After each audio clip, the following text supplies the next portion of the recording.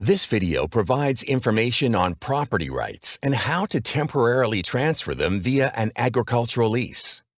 It was created by the University of Missouri Agricultural Business and Policy Extension Program as part of a series to help landowners and farmers better use agricultural leases.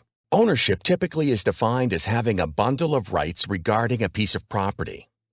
The rights most recognized in ownership include the right of possession, of control, of enjoyment, of exclusion, and of disposition. Leases are a way for a property owner to grant some of their property rights to another person for a specific period of time. The owner can assign rights that she has to the property in exchange for what she wants, usually a rental payment. The tenant agrees to the conditions of the lease in order to gain the specific rights being offered. The right of property possession means that the owner has legal title to the property. With the right to possession may come the responsibility to pay regular licenses and fees, property taxes, and any liabilities or liens against the property. This right is not transferred in a lease.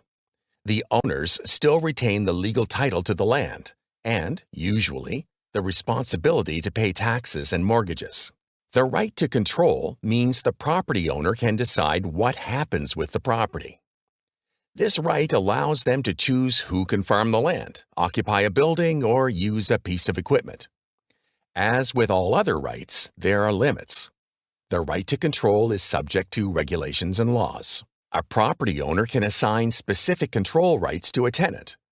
For example, she can assign the right to farm a field, but withhold the right to modify improvements such as grassed waterways, tree lines, or fences. The tenant assumes all the limitations in law and regulations that the owner has.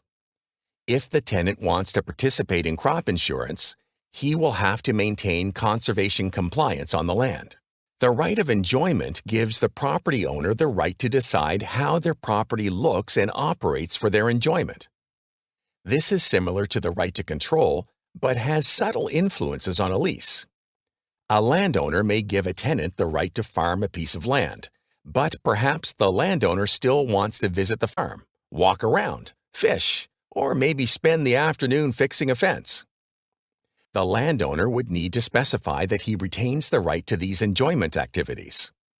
Without specifying the property owner retains the right to enjoyment by such activities, the tenant might think the property owner assigned them to the tenant in the lease. The right of exclusion is the right of the property owner to prevent others from trespassing or possessing their property.